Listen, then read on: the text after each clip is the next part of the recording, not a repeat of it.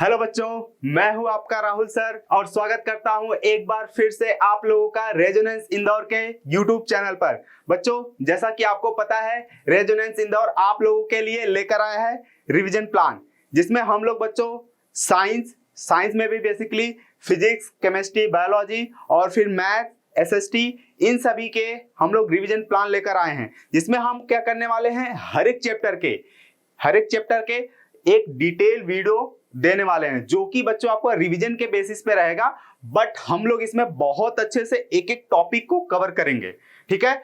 और I hope कि आप लोग ये वीडियो हमारे साथ देखोगे और अपने दोस्तों के साथ शेयर करोगे। बच्चों, मैं आपको बता दूं, इस वीडियो को देखने के बाद आपको फिर किसी और वीडियो के देखने की जरूरत नहीं पड़ने वाली।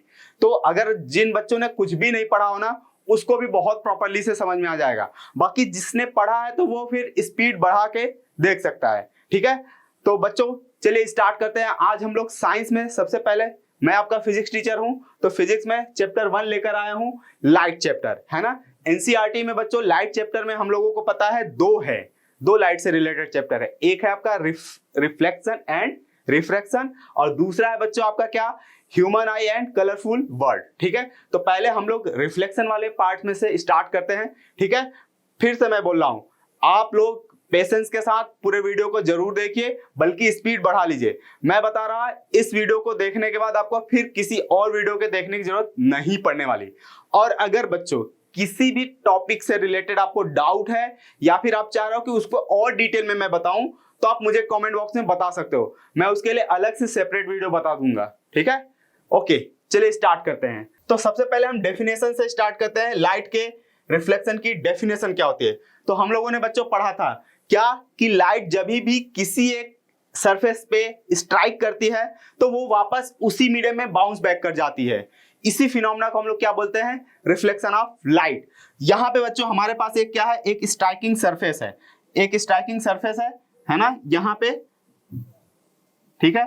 यहाँ पे हम मिरर ले लेते हैं, क्योंकि मिरर जो है बच्चों आपका गुड अमाउंट में लाइट को रिफ्लेक्ट करता है, ठीक है। उसके बाद हमारा बच्चों यहाँ पे मिरर है और ये एक लाइट इंसिडेंट हो रही है, क्या, एक लाइट इंसिडेंट हो रही है ना। इसको हम क्या बोलते हैं बच्चों, इंसिडेंट रे, ठीक है। और जो लाइट बच्चों आपका स्ट्राइक करने के बाद बाउंस बैक होती है, उसको हम क्या बोलते हैं, रिफ्लेक्टेड रे, ठीक है। और बच्चों जहां पे लाइट इंसिडेंट होते हैं उस पॉइंट पे हम एक परपेंडिकुलर ड्रॉ करते हैं, जिसका हम लोग क्या नाम रखते हैं, नॉर्मल, ठीक है। बेसिकली हमको यहाँ पे एंगल्स मेजर करने, इसलिए, ठीक है। तो बच्चों हमारा इंसिडेंट रे और नॉर्मल के बीच का जो एंगल बनता है उसको हम बोलते हैं एंगल ऑफ इंसिडेंस, और आई से रिप्रेजेंट करते हैं। और फिर हमारा रिफ्लेक्टेड रे और फिर नॉर्मल के बीच का जो एंगल बनता है उसको हम बोलते हैं एंगल ऑफ रिफ्लेक्शन। ये सब बच्चों आपने पढ़ा है, बहुत बार पढ़ा है, ठीक है। तो नेक्स्ट टॉपिक है बच्चों लॉज ऑफ रिफ्लेक्शन। तो रिफ्लेक्शन के दो लॉज हैं, हम लोग बहुत पहले से पढ़ते आ रहे हैं, क्लास 7 से पढ़ते आ रहे हैं बच्चों, ठीक है। पहला लॉ क्या है, पहला लॉ एंगल से रिलेटेड है। क्या बच्चों, यहां पे जो एंगल ऑफ इंसिडेंस है और एंगल ऑफ रिफ्लेक्शन है, ये दोनों बच्चों हमेशा बराबर होते हैं। कभी भी लाइट कहीं से भी आपका रिफ्लेक्ट हो रही है तो I will be always equal to R, okay, ठीक है। दूसरा लॉ क्या बोलता है बच्चों, दूसरा लॉ ये बोलता है कि ये जो इंसिडेंट रे है, ये जो रिफ्लेक्टेड रे है और ये जो नॉर्मल हमने ड्रॉ करा था, ठीक है, जहां पे लाइट इंसिडेंट हुआ था, वो तीनों बच्चों हमेशा एक ही प्लेन या एक ही सरफेस पे लाई करते हैं। अगर हम इस केस में देखें, अगर हमारा एक लाइट है जो बोर्ड को टच करते हुए जा रहा है, इंसिडेंट रे, तो ये फिर आपका रिफ्लेक्टेड भी बोर्ड को टच करके ही रिफ्लेक्ट होगा और फिर नॉर्मल भी आपका बोर्ड के ऊपर ही आएगा। मतलब ये तीनों बच्चों आपका इसी बोर्ड के प्लेन पे होंगे, ठीक है। तो आई होप आपको लॉज ऑफ रिफ्लेक्शन समझ में आ गया। चलिए नेक्स्ट देखते हैं। यहां पे बच्चों हम लोग नोट कर सकते हैं, है ना, ये आपका स्क्रीनशॉट आप ले सकते हो, ठीक है, आपको फर्दर अगर नोट्स चाहिए तो। ओके, रिफ्लेक्शन से रिलेटेड बच्चों कुछ इंपॉर्टेंट पॉइंट, क्योंकि अभी बच्चों जो सीबीएसई है ना वो बहुत लॉजिकल क्वेश्चन पूछ रहा है। वो आपसे डेफिनेशन तो शायद ही पूछेगा, वो आपको बच्चों लॉजिकल क्वेश्चन पूछता है। क्यों? क्योंकि आपको वो चेक करना चाहता है कि आपने जो पढ़ा है उसको समझा है कि नहीं, है ना। ऐसा नहीं बस केवल याद कर करके आप आगे बढ़ रहे हो, ठीक है। तो यहाँ पे एक पॉइंट है बच्चों कि जो है लाइट आपका कभी भी सरफेस के साथ नॉर्मली अगर स्ट्राइक करती है तो वो अपने पाथ को रीट्रेस करती है ना। यहाँ पे अपना बच्चों एक रिफ्लेक्टिंग सरफेस है, यहाँ पे लाइट इंसिडेंट हुआ है ना। लाइट इंसिडेंट हुआ है बच्चों, ये सरफेस के साथ 90 डिग्री पे सरफेस के साथ 90 डिग्री पे, तो ये वापस इसी पाथ पे रिट्रेस होगी, है ना। तो इंसिडेंट रे आई, फिर रिफ्लेक्टेड आपका इसी के ऊपर चली गई, है ना। ऐसा क्यों बच्चों? बेसिकली आप यहाँ पे लॉज ऑफ रिफ्लेक्शन यूज करो, आ जाएगा आपको। तो हमारा जो एंगल होता है बच्चों, आपने देखा एंगल किसके बीच में मेजर किया जाता है? इंसिडेंट रे और नॉर्मल के बीच में, वो आपका एंगल ऑफ इंसिडेंस। फिर रिफ्लेक्टेड रे और नॉर्मल के बीच एंगल ऑफ रिफ्लेक्शन, ठीक है। तो यहाँ पे हम चेक करते हैं। तो बच्चों हमारा जो लाइट है वो इसी तरीके से इंसिडेंट हुई है। हम नॉर्मल जो ड्रॉ करेंगे, पिंक से मैं ड्रॉ कर रहा हूं बच्चों, तो नॉर्मल भी तो आपका यही होने वाला है ना। तो नॉर्मल के साथ आपका जो इंसिडेंट रे है वो कितने एंगल पे इंसिडेंट हुआ? तो एंगल ऑफ इंसिडेंस क्या है बच्चों? 0। तो फिर एंगल ऑफ रिफ्लेक्शन भी क्या होगा? 0, है ना, क्योंकि I बराबर R है। आई होप आपको समझ में आ गया। फिर दूसरा पॉइंट क्या बोलता है बच्चों कि जो लॉज ऑफ रिफ्लेक्शन है वो हमेशा आपका बच्चों हर एक पार्ट आपका उसके सरफेस के लिए वैलिड है ना। यहाँ पे आपने प्लेन मिरर ले रखा है, आगे बच्चों आप पढ़ोगे स्फेरिकल मिरर, है ना, जिसका कि आपका रिफ्लेक्टिंग सरफेस कर्व होता है, आपने पढ़ भी लिया है, ठीक है। तो उस पे भी आपका बच्चों ये दोनों लॉ वैलिड है ना, I = R, ठीक है। और दूसरा कि इंसिडेंट रे, रिफ्लेक्टेड रे और ये नॉर्मल, ये तीनों आपका क्या होते हैं? एक ही प्लेन या एक ही सरफेस पे लाई करते हैं। तो आपका रिफ्लेक्टिंग सरफेस कैसा भी हो, लॉज ऑफ रिफ्लेक्शन हमेशा वैलिड है। ओके, फिर यहाँ पे नेक्स्ट आता है बच्चों आपका रेगुलर रिफ्लेक्शन, है ना। रेगुलर रिफ्लेक्शन, है ना। रिफ्लेक्शन के दो तरीके हैं बच्चों बेसिकली, या फिर आप बोल सकते हैं कि दो टाइप्स के रिफ्लेक्शन होते हैं। पहला आपका रेगुलर रिफ्लेक्शन, जिसको हम बोलते हैं स्पेकुलर रिफ्लेक्शन भी, ठीक है। तो ये क्या होता है बच्चों? तो जब भी बच्चों लाइट जो है, क्या लाइट जब भी क्या करे, एक ऐसे सरफेस पे इंसिडेंट हो जो कि फ्लैट हो, जो स्मूथ हो एकदम, है ना। जैसे कि आपका ऑयल हो गया या प्लेन मिरर हो गया, है ना, या स्टिल वाटर है, इन सब के ऊपर गिरता है ना लाइट। और बेसिकली कैसी लाइट होनी चाहिए? Parallel light. तो अगर जो है बच्चों पैरेलल लाइट इंसिडेंट हुआ फ्लैट सरफेस, स्मूथ सरफेस पे, तो वो जो रिफ्लेक्टेड होते हैं वो सभी भी आपस में क्या होते हैं? पैरेलल होते हैं। इस तरीके का जहां पे हो रहा है रिफ्लेक्शन, उसको हम बोलते हैं रेगुलर रिफ्लेक्शन, ठीक है। तो यहाँ पे आप देखो बच्चों, ये रहा आपका इंसिडेंट रे और ये रहा रिफ्लेक्टेड रे, ठीक है। तो आप यहाँ पे नॉर्मल ड्रॉ करोगे तो I = R आपका यहाँ पे हो रहा होगा, ऐसा सभी में, ठीक है। तो ये आपका क्यों? क्योंकि यहाँ पे स्मूथ सरफेस है, तो हर जगह आप देखोगे ये है I = R, ठीक है। और ये सभी पैरेलल है ना। तो ये सभी का एंगल ऑफ इंसिडेंस और एंगल ऑफ रिफ्लेक्शन भी बराबर होंगे आपस में, ठीक है। आगे बात समझ में, है ना। हाँ, मैंने ये एग्जांपल भी बता दिया कहाँ से आपको ये इस तरीके का रिफ्लेक्शन मिलेगा, ठीक है। फिर दूसरा जो है बच्चों आपका क्या है? इरेगुलर रिफ्लेक्शन, जिसको हम दूसरा बोलते हैं डिफ्यूज रिफ्लेक्शन, ठीक है। तो ऐसा कब होता है? जब बच्चों पैरेलल लाइट किसी रफ सरफेस पे इंसिडेंट होता है ना। रफ सरफेस जैसे कि बच्चों आपका ग्राउंड हो गया, वॉल हो गया, ट्री हो गया, इन सब के ऊपर जब लाइट आपका इंसिडेंट होता है किसी न्यूज़पेपर वगैरह पेपर पे, ठीक है, तो वहां से जो रिफ्लेक्शन होता है बच्चों वो आपका इरेगुलर होता है। कैसा होता है उसमें बच्चों? यहाँ पे भी पैरेलल लाइट इंसिडेंट है, यहाँ पे देखो सभी जो इंसिडेंट लाइट है वो आपस में पैरेलल है, बट आफ्टर रिफ्लेक्शन जो है बच्चों रिफ्लेक्टेड रे वो आपस में पैरेलल नहीं होते। ऐसा क्यों होता है बच्चों? ऐसा इसीलिए होता है क्योंकि आप जब यहाँ पे नॉर्मल ड्रॉ करोगे बच्चों तो ये I = R अभी भी होल्ड करेगा, इसमें भी ध्यान रखना, ऐसा नहीं कि इसमें फिर से लॉज ऑफ रिफ्लेक्शन होल्ड नहीं कर रहा है। यहाँ पे नॉर्मल बच्चों अलग अलग तरीके से ड्रॉ होगा, यहाँ पे ये नॉर्मल ऐसे ड्रॉ हुआ, यहाँ पे ऐसे ड्रॉ हुआ, यहाँ पे नॉर्मल इस तरीके से ड्रॉ हुआ। बट आप देखो बच्चों इस वाले में सभी में नॉर्मल आपस में पैरेलल थे, इसीलिए रिफ्लेक्टेड रे भी आपस में पैरेलल थे। अभी यहाँ पे क्या है आपका बच्चों? नॉर्मल यहाँ पे एकदम सीधा है, बट यहाँ पे थोड़ा सा टिल्टेड है, यहाँ पे इस तरीके से टिल्टेड है, इसलिए जो है आपका बच्चों रिफ्लेक्टेड रे आपस में पैरेलल नहीं है, और इसीलिए इसका नाम क्या रखा गया है? इरेगुलर रिफ्लेक्शन, ठीक है। आई होप बच्चों यहां तक आपको बहुत अच्छे से सभी पॉइंट्स क्लियर हो गए होंगे, है ना। चलिए नेक्स्ट पॉइंट है आपका बच्चों, या फिर नेक्स्ट टॉपिक जो है वो है प्लेन मिरर। तो आपको पता है बच्चों कि एक ऐसा मिरर जिसका रिफ्लेक्टिंग सरफेस क्या होता है, फ्लैट होता है, जिसमें आप आपके घर में जो डेली आप फेस देखने के लिए यूज करते हो, ठीक है, वो आपका कैसा मिरर है, प्लेन मिरर। ये सब आपको बहुत अच्छे से पता है, ठीक है। हमको यहाँ पे जो देखना है बच्चों वो है आपका कि उसके सामने जब हम खड़े होते हैं या फिर कोई ऑब्जेक्ट रखते हैं तो उसकी इमेज कैसी बनती है, और फिर रे डायग्राम देखना है, और फिर उस इमेज की क्या क्या प्रॉपर्टी होती है ये देखना है, ठीक है। तो हमारे पास एक प्लेन मिरर है यहाँ पे जिसका फ्लैट सरफेस है बच्चों, ठीक है। मैंने एक इसके सामने एक ऑब्जेक्ट ले लिया, ये रहा आपका ऑब्जेक्ट बच्चों, ठीक है। तो हमने पढ़ा है रे डायग्राम बनाने के लिए आपको एटलीस्ट 2 रेज चाहिए होता है। कितने? 2 रेज, ठीक है।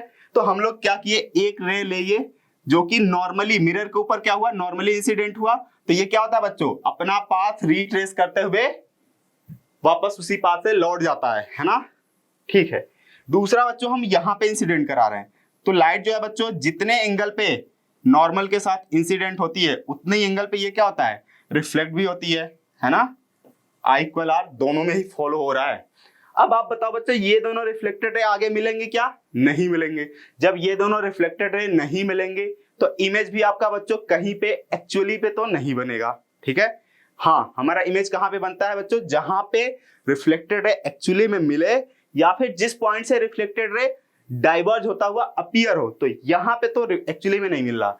हम बच्चों यहाँ पे क्या करें, यहाँ पे हम इसको पीछे रिट्रेस करें तो ये एक ऐसा पॉइंट मिल रहा है बच्चों, ये एक ऐसा पॉइंट मिल रहा है, हम इसका नाम रख देते हैं आई फॉर इमेज।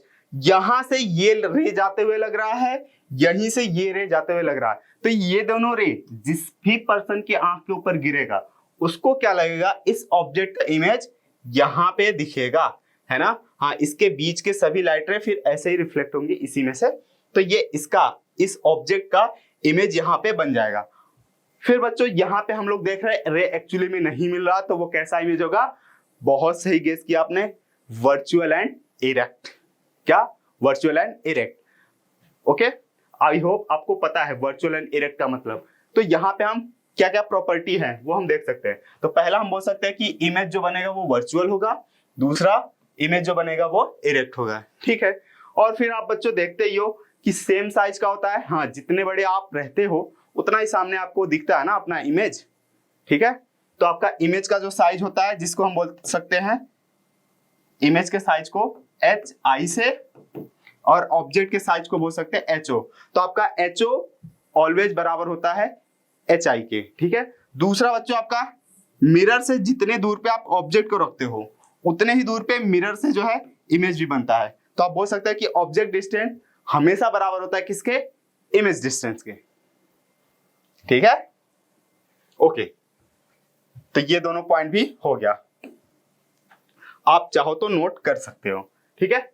यहां पे बच्चों लास्ट वाला पॉइंट, एक और आप देखे होगे बच्चों, वहां पे खासियत क्या देखते हो कि जब भी आप प्लेन मिरर के सामने खड़े होके अपने राइट हैंड को रेज करो तो इमेज का क्या दिखता है, ऐसा लगता है इमेज में वो अपना लेफ्ट हैंड रेज कर रहा है। तो बच्चों आप हुए ऑब्जेक्ट और आपका इमेज जो बन रहा है वो हो गया इमेज, ठीक है। तो आप अपना राइट हैंड रेज कर रहे हो बट उसमें वो लेफ्ट हैंड रेज कर रहा है, तो इसका मतलब आपका जो राइट है वो इमेज के लिए क्या है, लेफ्ट हो गया। या इसका उल्टा कि आपका जो लेफ्ट है वो इमेज के लिए क्या हो गया, राइट है। और इसको हम क्या बोलते हैं बच्चों, लैटरल इन्वर्जन या फिर लेफ्ट राइट इन्वर्जन, ठीक है। क्या? लैटरल इन्वर्जन या लेफ्ट राइट इन्वर्जन। ये सभी चीजें बच्चों आप नोट कर सकते हो, स्क्रीनशॉट ले सकते हो आप, ओके, ठीक है। इसके बाद बच्चों जो आपका सबसे इंपॉर्टेंट, जिसमें से सबसे ज्यादा क्वेश्चन पूछने के चांसेस रहते हैं, वो है आपका बच्चों स्फेरिकल मिरर, ठीक है। तो सर ये सब क्यों पढ़ा है बच्चों, इसके पहले वाला जो भी चीजें हैं वो बेसिक है, या फिर आप बोल सकते हो कि वो कई बार ऑब्जेक्टिव में पूछ लेते हैं, ठीक है। यहां से तो सबसे इंपॉर्टेंट है पहला आपका क्या बच्चों, स्फेरिकल मिरर होता क्या है, ठीक है। तो ऐसा मिरर जिसका जो रिफ्लेक्टिंग सरफेस हो बच्चों वो क्या हो, कर्व्ड हो। प्लेन मिरर का फ्लैट था, इसका क्या हो, कर्व्ड हो, ठीक है। ये बनाया कैसे जाता है बच्चों, तो बेसिकली हम क्या करते हैं, एक होलो स्फीयर लेते हैं ग्लास का, जिसका हम कुछ पोर्शन कट कर लेते हैं और फिर अगेन हम एक साइड पॉलिश कर लेते हैं। ठीक है, तो ये अपना क्या हो गया, एक होलो स्फीयर है, इसका कुछ पोर्शन हमने कट करके ले लिया और फिर हमने क्या किया, इसको एक साइड से पॉलिश कर दिया।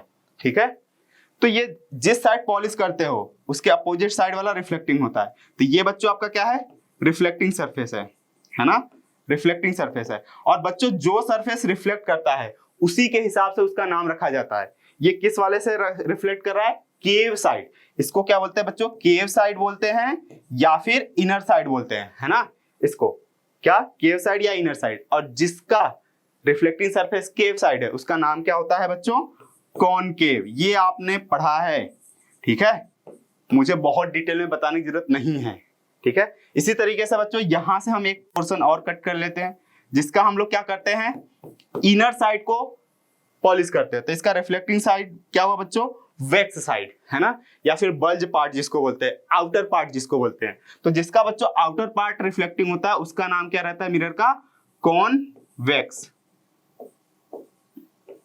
Convex mirror. ये रहा कॉनकेव, ये रहा कॉन्वेक्स मिरर। ठीक है, अब बच्चों नेक्स्ट इसके रिलेटेड जो है बच्चों कुछ इंपॉर्टेंट डेफिनेशन है ना, इनको और डिटेल में पढ़ना है तो हमको पहले इनसे रिलेटेड कुछ टर्म पढ़ने होंगे। ठीक है, उनको देखते हैं। और बच्चों वो आपके एग्जाम में आए हुए हैं, ठीक है, डेफिनेशन पूछे गए हैं पिछले, है ना। तो सबसे पहला जो डेफिनेशन है बच्चों वो है आपका पोल। तो मिरर का पोल क्या होता है, स्फेरिकल मिरर का। तो हमारा कोई भी मिरर हो बच्चों, यहां पे ले लेते हैं, ये आपका क्या हो गया, कॉनकेव मिरर। ठीक है, ये हो गया आपका बच्चों कॉन्वेक्स मिरर। तो मिरर का जो सेंट्रल पॉइंट होता है बच्चों, है ना, उसको हम क्या बोलते हैं, पोल, है ना, इसको रिप्रेजेंट करते हैं पी से। इसी तरह इस मिरर का जो सेंट्रल पॉइंट होता है उसको हम क्या बोलेंगे, पोल। ठीक है, आ गया बात समझ में, एकदम सर बिल्कुल। ठीक है, नेक्स्ट है बच्चों आपका सेंटर ऑफ कर्वेचर। तो सेंटर ऑफ कर्वेचर मैंने अभी बताया बच्चों कि स्फेरिकल मिरर कैसे बनता है, एक हॉलो स्फीयर लेते हैं ना ग्लास का, ठीक है, तो उस हॉलो स्फीयर का बच्चों आपका क्या होगा, एक सेंटर होगा ना, स्फीयर है तो उसका सेंटर होगा ना। तो यहाँ पे देखो ना ये सेंटर है, तो इस हॉलो स्फीयर के सेंटर को ही हम क्या बोलते हैं, centre of curvature for the mirror. ठीक है, इसी तरीके से ये आपका हॉलो स्फीयर है, इसके सेंटर को ही हम क्या बोलते हैं, सेंटर ऑफ कर्वेचर, और इसको रिप्रेजेंट करते हैं कैपिटल सी से। इसी के बाद नेक्स्ट है बच्चों आपका रेडियस ऑफ कर्वेचर। तो हमने जैसे सेंटर बोला कि हॉलो स्फीयर का सेंटर होगा, उसी तरीके से हॉलो स्फीयर के क्या होंगे, रेडियस भी तो होंगे, है ना। ये सब बहुत सारे रेडियस पॉसिबल है ना। कई बच्चे कंफ्यूज रहते हैं कि केवल इसको रेडियस बोलते हैं, ऐसा नहीं बच्चों। मिरर से और सेंटर को कोई भी लाइन आप ज्वाइन कर दो, वो हमेशा क्या बनेगा, रेडियस। ठीक है, तो हॉलो स्फीयर के रेडियस को ही हम रेडियस ऑफ कर्वेचर बोलते हैं। इसको हम कैपिटल आर या स्मॉल आर से रिप्रेजेंट कर सकते हैं। यहाँ पे बच्चों आपका डेफिनेशन है, ठीक है, यहाँ पे डेफिनेशन है सेंटर ऑफ कर्वेचर का डेफिनेशन, यहाँ पे रेडियस ऑफ कर्वेचर का डेफिनेशन। क्या, radius of that hollow sphere of which mirror is a part. ठीक है, नेक्स्ट आ गया आपका बच्चों प्रिंसिपल एक्सिस। क्या, प्रिंसिपल एक्सिस। तो प्रिंसिपल एक्सिस बच्चों सिंपल है ना। ये आपका मिरर हो गया, तो मैंने बताया मिरर का आपका क्या होगा, इसका एक सेंटर होगा, सी से रिप्रेजेंट करेंगे। तो सेंटर और पोल को ज्वाइन करता हुआ एक स्ट्रेट लाइन, क्या, सेंटर और पोल को ज्वाइन करता हुआ एक स्ट्रेट लाइन क्या बोला जाएगा, प्रिंसिपल एक्सिस, है ना, पी ए। ठीक है, इसी तरीके से ये आपका पोल है ना, और ये इसी का सेंटर इधर होगा। तो पोल से सेंटर को ज्वाइन करने वाला स्ट्रेट लाइन क्या बोला जाएगा, प्रिंसिपल एक्सिस। ठीक है, नेक्स्ट है बच्चों अपर्चर। अपर्चर बच्चों मिरर जो है ना वो कितने पार्ट से लाइट को रिफ्लेक्ट कर सकता है, उसी को हम बोलते हैं उसका अपर्चर, है ना। बेसिकली ये आपको बच्चों मिरर के साइज का आपको आइडिया देता है। अगर अपर्चर ज्यादा है तो साइज ज्यादा होगा, या इसका उल्टा कि अगर मिरर का साइज ज्यादा है तो अपर्चर उसका ज्यादा होगा, है ना। बेसिकली हम इसको बोल सकते हैं कि ये जो लाइट जहां से जितने पार्ट से आपका वो लाइट को रिफ्लेक्ट कर सकता है, यही आपका क्या बोला जाता है, अपर्चर। इसी तरह यहां से यहां तक इसका अपर्चर। ये मिरर छोटा है तो ये अपर्चर कम है, ये मिरर बड़ा है तो अपर्चर ज्यादा है। ठीक है, सबसे इंपॉर्टेंट डेफिनेशन आ गया बच्चों, जो कि बहुत ज्यादा बार पूछा गया, बहुत ज्यादा, है ना, क्या, फोकस ऑफ द मिरर, है ना, क्या, इसको हाँ दोनों मिरर के लिए आप डिफाइन कर सकते हो, है ना, कॉनकेव मिरर के लिए भी, कॉन्वेक्स मिरर के लिए। मैं कॉनकेव मिरर के लिए पहले डिफाइन कर रहा है ना, बाकी कॉन्वेक्स मिरर के हिसाब से भी आपका डेफिनेशन लिखा है। क्या है बच्चों, सिंपली आपका कॉनकेव मिरर हो, है ना, इसके सेंटर को हम इसके सेंट्रल पॉइंट को हम क्या बोलेंगे, पोल, ठीक है, और यहाँ पे आपका क्या होगा, इसका सेंटर होगा, है ना, तो पोल से सेंटर को ज्वाइन करता हुआ लाइन क्या होता है बच्चों, आपका प्रिंसिपल एक्सिस। तो अगर बच्चों प्रिंसिपल एक्सिस के पैरेलल लाइट रे इंसिडेंट हो, है ना, प्रिंसिपल एक्सिस के पैरेलल जितने भी लाइट रे आप इंसिडेंट करा लो, सभी बच्चों ना वो रिफ्लेक्शन के बाद एक पर्टिकुलर पॉइंट से ही पास करते हैं। क्या, देखो ये रिफ्लेक्टेड जितना है, मैं एक और रे ले रहा, ठीक है, एक और, ताकि आपको पता चला। तो यहाँ पे हमने 3 रे लिए हैं, 1 2 3, ठीक है। आफ्टर रिफ्लेक्शन बच्चों देखो, तो ये आपका रिफ्लेक्ट किस तरीके से होगा, ये वाला भी बच्चों इसी पॉइंट से पास कर रहा है ना, तो ये तीनों कहां से पास कर रहा है, इसी पर्टिकुलर फिक्स पॉइंट से, ठीक है, और उसी पर्टिकुलर फिक्स पॉइंट को हम क्या बोलते हैं, फोकस, ठीक है। इसी तरीके से कॉन्वेक्स मिरर में आपका बच्चों इसका उल्टा होगा, है ना, वहां पे हम पैरेलल लाइट इंसिडेंट कराएंगे, तो ये एक ही पॉइंट से डाइवर्ज होता हुआ अपीयर होगा। प्रिंसिपल एक्सिस पे इंसिडेंट हुआ पैरेलल लाइट, ओके, इंसिडेंट करा दिया, तो ये रिफ्लेक्शन के बाद तो रिफ्लेक्ट हो जाएगा, है ना, डाइवर्ज हो जाएगा। बट बच्चों ये पीछे बैकड्रॉ करने पे ये सभी एक ही पॉइंट से डाइवर्ज होता हुआ अपीयर होते हैं। ऐसा लग रहा है ये वाला रे यहीं से गया है, ये वाला रे यहीं से गया है, इसी को हम क्या बोलते हैं, फोकस। क्लियर है, आई होप बहुत अच्छे से क्लियर हो गया होगा, ठीक है। नेक्स्ट है बच्चों आपका फोकल प्लेन। ये भी कई बार पूछा गया है ना। ये क्या होता है बच्चों आपका, सॉरी यहाँ पे फोकस के बाद, ठीक है, फोकल लेंथ बच्चों, क्या, फोकल लेंथ, है ना, देख लेंगे, फोकल प्लेन भी देख लेंगे। फोकल लेंथ क्या है बच्चों, हमको पता चल गया, फोकस पता चल गया, तो पोल और फोकस के बीच का जो डिस्टेंस है बच्चों, बेसिकली डिस्टेंस, फोकस बच्चों एक पॉइंट का नाम है, इस पर्टिकुलर पॉइंट का, और आपका जो फोकल लेंथ है बच्चों वो डिस्टेंस है, तो एफ और पी के बीच का डिस्टेंस। इसी तरीके से यहां पे आप बोल सकते हैं बच्चों एफ और पी के बीच का डिस्टेंस ये, और इसको हम स्मॉल एफ से रिप्रेजेंट करते हैं, फोकस को कैपिटल एफ से और फोकल लेंथ को स्मॉल एफ से, ठीक है, ओके। नेक्स्ट है बच्चों आपका फोकल प्लेन। तो बेसिकली आपका बच्चों कोई मिरर है ना, उसका पोल, फोकस और सेंटर ऑफ कर्वेचर। तो बच्चों एक ऐसा प्लेन मतलब एक फ्लैट सरफेस जो कि फोकस से पास करे और प्रिंसिपल एक्सिस के क्या हो, परपेंडिकुलर, है ना। प्रिंसिपल एक्सिस जो है बच्चों इस सरफेस पे क्या होना चाहिए, परपेंडिकुलर होना चाहिए, है ना, और कहां से पास होना चाहिए, ये प्लेन फोकस से। तो बेसिकली आप फोकस से ही एक डॉटेड प्लेन बना सकते हो, है ना। ये 3D है बच्चों, ये प्लेन आपका ऐसे यहीं से पास करता हुआ अंदर जाएगा, है ना, ओके। अब बच्चों rules for image formation for the spherical mirror. Spherical mirror के सामने फिर से हम ऑब्जेक्ट को रखने वाले हैं, और उसका जो ऑब्जेक्ट है बच्चों, और उस ऑब्जेक्ट का जो इमेज है वो कैसा बनेगा, उसके लिए हमको पहले कुछ ना कुछ रूल पढ़ना होगा।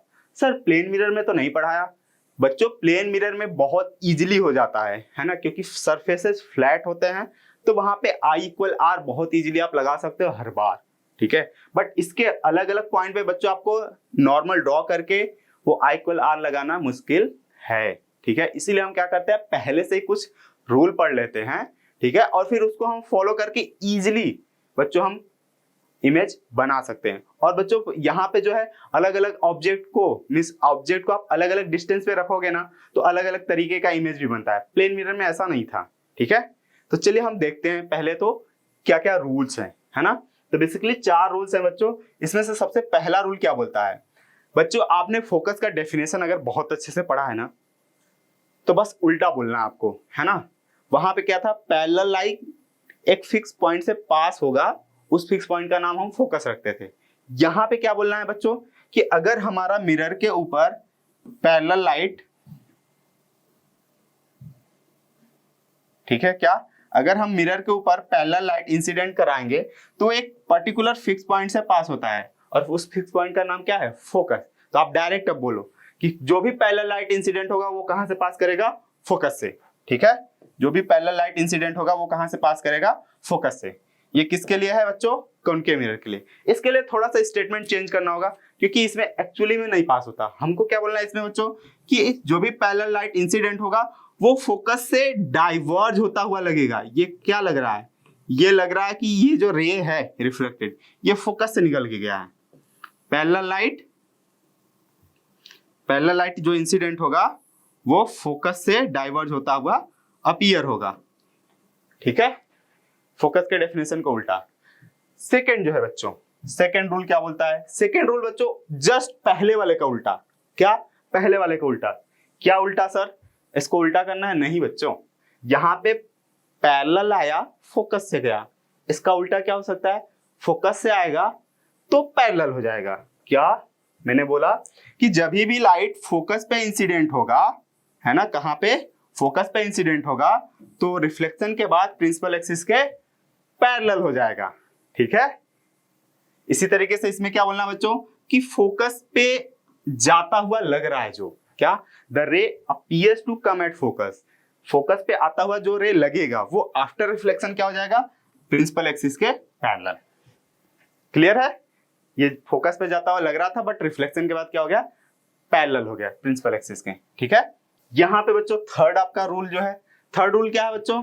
यहां पे ये बोलता है कि अगर कोई भी लाइट रे बच्चों सेंटर ऑफ कर्वेचर से पास करे, कहां से? सेंटर ऑफ कर्वेचर से, है ना, तो जो सेंटर ऑफ कर्वेचर से जब पास करेगा, ठीक है, कोई लाइट रे, तो वो वापस इसी पाथ पे रिट्रेस करता हुआ चला जाएगा। और बच्चों अभी मैंने बताया कि लाइट कब रिट्रेस करता है? जब वो नॉर्मली इंसिडेंट होता है। और बच्चों हमने मैथ में पढ़ा था कि सेंटर से जब हम, है ना, सेंटर से हम किसी भी सर्कल को ऐड करेंगे तो वो लाइन आपका क्या होगा? रेडियस। और रेडियस जो होता है बच्चों उस पर्टिकुलर पॉइंट के लिए क्या होता है? जो टेंजेंट ड्रॉ होगा उस पे नॉर्मल होता है। तो आप बेसिकली एक लाइन में याद रख सकते हो कि कोई भी रेडियस खींचोगे ना तो वो आपका क्या होगा? नॉर्मल का काम करेगा। और जब लाइट नॉर्मली इंसिडेंट होता है तो वो वापस उसी पाथ को रिट्रेस करता है जो हमने प्लेन मिरर में देखा। ठीक है, तो ये क्यों रिट्रेस कर रहा है? क्योंकि ये लाइट जो है नॉर्मली इंसिडेंट हो रहा है इस पर्टिकुलर पॉइंट के लिए। ठीक है, यहां पे भी बच्चों हमको क्या बोलना है कि सेंटर पे जाता हुआ लाइट रे जो लग रहा है वो आफ्टर रिफ्लेक्शन क्या करेगा? वापस उसी पाथ पे रिट्रेस करेगा, है ना, उसी पाथ को रिट्रेस करेगा। ओके, आई होप बच्चों ये बहुत क्लियर है ना। हाँ, ये आपको पता है ये आपका कॉनकेव मिरर है ना, मैं ये उम्मीद कर रहा हूं बच्चों, ये कॉन्वेक्स मिरर। ठीक है, बेइज्जती नहीं होना चाहिए, इतना तो अपन ने सीख लिया ना।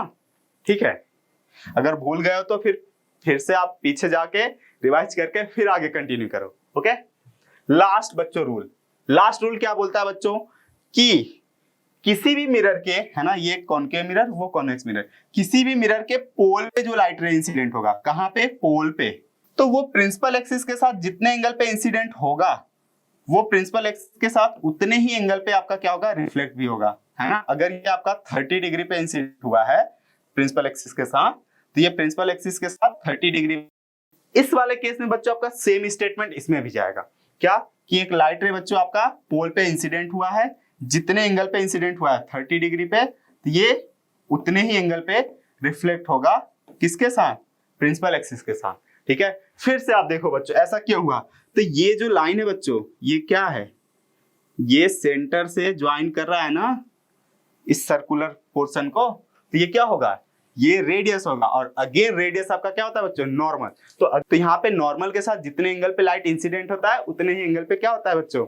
रिफ्लेक्ट भी होता है। ठीक है, तो इसीलिए ऐसा हो रहा है। ठीक है, आप बच्चों इसके रीजंस भी जानते रहो, ऐसे क्वेश्चन आ चुके हैं, है ना। ये जैसे थर्ड वाला केस, ये रिट्रेस क्यों करता है ये पूछ चुका है बच्चों। ठीक है, तो आप लॉजिक भी याद रखो, मतलब रीजन। ठीक है, और रीजन बच्चों कुछ भी नहीं सोचना है, हर बार लाइट रिफ्लेक्ट हो रही है यहाँ पे तो लॉज ऑफ रिफ्लेक्शन फॉलो करेगा, तो मिला जुला के आपको उसी पे सोचना है। ठीक है, आई होप बच्चों आज जितने भी टॉपिक्स मैंने आपको रिवाइज कराए वो बहुत अच्छे से क्लियर हुए होंगे। बट फिर भी अगर आपको कोई डाउट रह जाता है तो आप कमेंट बॉक्स में बताओ। अगर बच्चों आपको लग रहा है कि ये रिवीजन बहुत फास्ट करा है मैंने, तो आप मुझे बता सकते हो, है ना। नेक्स्ट टाइम से हम लोग थोड़ा सा स्पीड कम कर लेंगे, बट मुझे नहीं लगता, है ना, क्योंकि हम रिवीजन कर रहे हैं बच्चों, ठीक है। और मैंने एक एक चीज को बहुत डिटेल में बताया है, ठीक है। मैंने बोला कि अगर आप ये वीडियो पूरा देख रहे हो, अपने दोस्तों के साथ शेयर भी करो, और इस अगर पूरा देखे तो इसके बाद आपको किसी और वीडियो के देखने की जरूरत नहीं होने वाली है, ठीक है। जो बच्चा अभी तक कुछ भी नहीं पढ़ा है उसके लिए भी बहुत अच्छा था, ठीक है। तो आई होप बच्चों आप लोग हमारे साथ बने रहेंगे और सीखते रहेंगे। ऑल द बेस्ट, मिलते हैं नेक्स्ट वीडियो में। Thank you.